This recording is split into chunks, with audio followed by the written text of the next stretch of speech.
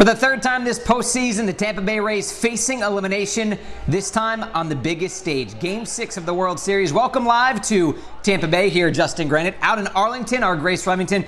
Grace, it all comes down to pitching matchups, doesn't it? Blake Snell taking on Tony Gonsolin. He got the better of Gonsolin, did Snell, in Game 2 of this World Series. Took a no-hitter into the 5th inning. Grace, what do you see from Blake, and what do they need to get from Blake Snell tonight to get this victory and force a Game 7?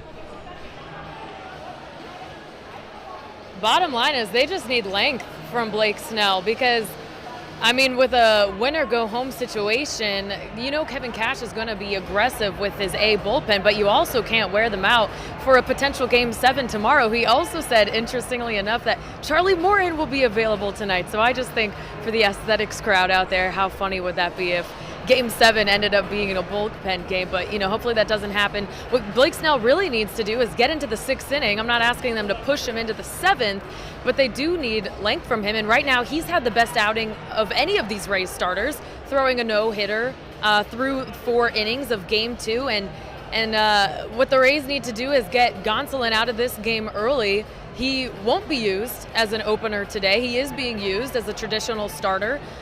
Which isn't good news for the Rays because they want the Dodgers bullpen. That's where they've been getting most of the damage done. So really, like you said, this just comes down to a matchup of pitching, and I do think the Rays have the upper hand here. Yeah, if you're an ace of a staff like Blake Snell is, you have to try to give more than these 4 or 5 innings each game, and he is the ace.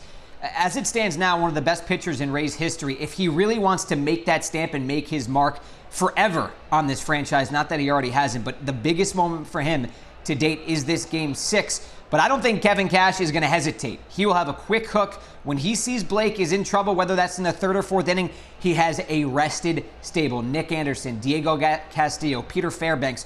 They have a day off, which has been so rare in these playoffs. This team has been extended to elimination games in the last 2 rounds. And this bullpen has been overworked, but they had that day off. And it doesn't matter right now if your arms are tired. Everyone is hurting. Arms are fatigued.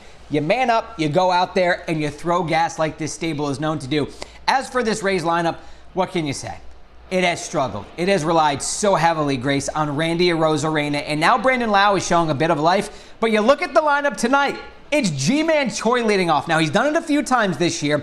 Clearly not your prototypical leadoff hitter, but he struggled in that leadoff spot. But Kevin Cash said today, we are looking for a spark, and we hope it's G-Man. And also, they continue to plug Austin Meadows into that lineup, even though he struggled.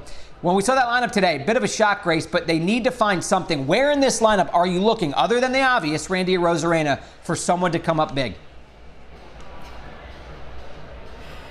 Yeah, you're right, Justin. This Rays lineup in the postseason has basically been Randy Arozarena and then everybody else not named Randy. I'm going to get out of the shot for a second so you guys can take a look at batting practice right now. The Rays getting ready ahead of a win-or-go-home Game 6. But back to the lineup. Surprisingly enough, Randy Arozarena does not have the highest OPS in the World Series. That actually belongs to Kevin Kiermaier. He's been having himself a series, kind of appropriate, being that he is the longest tenured Ray. But it's not just him. Manuel Margot, Yandy Diaz had a nice triple the other day. Mike Brasso, they've started to hit as well. There's still some disappointments. I don't know if I want to call Brandon Lowe a disappointment, but his only 3 hits are the 3 homers he's had in this series. So still looking for more from him, and then Joey Wendell, Willy Adames, and Austin Meadows are all under the Mendoza line. I think it would be pretty fun to see Choi make an impact here as the leadoff guy. He's a fan favorite, obviously, and on this small market team, when you think of a face of a franchise from a national perspective, I think most people probably would think of Ji-Man Choi. But like you said, similar faces, just mixing up the order, and hopefully it does provide a spark. Yeah, I think the guy I turn to in this one is Austin Meadows, as you see my face just right in front of the screen, trying to closely figure out who is taking batting practice right now. I do believe that is Brandon Lowe. Grace, if you want to correct me, you can. I wish I could help you. I think it's Austin Meadows. That's the guy I look. it is quite the distance. I turn to Austin Meadows because you see Brandon Lau, you know what you're going to get. It's feast or it's famine. It's a home run or it's a strikeout. Randy is doing Randy things. And Kevin Kiermaier has been an aberration. This is a guy who is one of the greatest fielders, not only of his generation, but in the history of baseball. With that being said, one of the worst hitters in baseball, yet he has been red hot in this World Series. He has a home run against Clayton Kershaw, continues to hit against him, that lefty-lefty matchup. But the 8 and 9 spots have gotten it done. It's that top of the order that's been so frustrating. Brandon Lau, he's an all-star. Austin Meadows, he's an all-star, and they just cannot seem to get it going. If you can get those two accompanying Randy Arozarena, you will have a Game 7 tomorrow night because those two have not produced, and they need to at this point. As far as the bullpen, so much has been made of it, Grace. Who is the guy tonight when Blake Snell comes out of this game, and we assume it's not going to be any more than 6, it likely will be less than that. Who is the guy you are looking at to make the greatest impact for this Rays bullpen as they hand it over, and hopefully hand it over with a lead?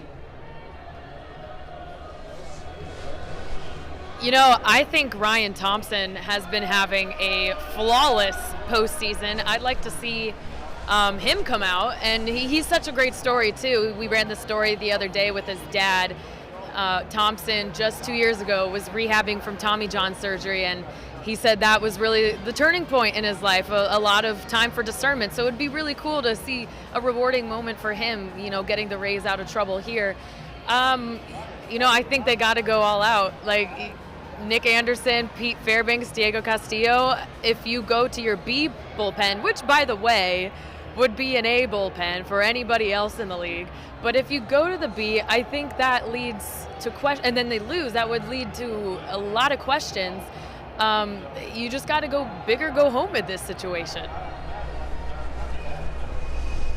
Yeah, you're going to see the big three coming out of that stable. It's going to be Anderson, Castillo, and Fairbanks if this lines up the way Cash wants it to. And of those three, all have been elite arms in these playoffs. The one that I think gives you not maybe the most question marks, but not at the top tier like Diego and Nick is Peter Fairbanks. And he has come out throwing fire at times and sometimes throwing a bit too hard. I remember in that Yankees series, he came on for the save. He was throwing 101, which normally we don't see from Fairbanks.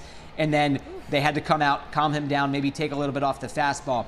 So that's the guy I look towards. He's going to be in a big spot tonight if this shapes out the way the Rays want to. And he's delivered each and every time.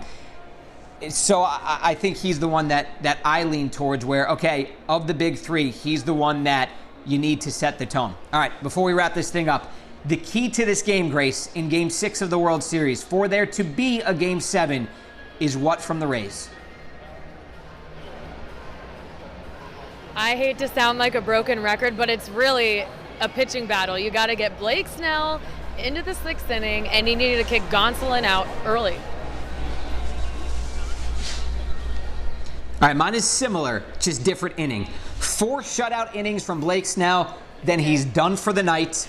2 from Nick Anderson, 2 from Diego Castillo, 1 from Pete Fairbanks. They win this game by 1 run, and they head to a Game 7 to hand the ball to Chuck Morton, the best big game pitcher, or one of the best big game pitchers of this generation. And Kevin Cash said today he will be a motivation. That is Charlie Morton getting him the baseball, because Chuck said earlier today he's not sure if he is retiring after tonight or tomorrow, or if he's going to play another season next year. Remember, there's a vesting option for him to play with the Rays next year. Only time will tell. But the motivation tonight, of course, is getting to a Game 7, but also handing that ball to Charlie Morton. Grace Remington live from Arlington. She's going to have all of the post-game reaction if the game is over by 11 o'clock tonight, which we know it's probably going to go to midnight like the rest of these have. Grace Remington from Arlington, Justin Grenick here from Tampa Bay. Hopefully, we'll see you tomorrow night for a Game 7.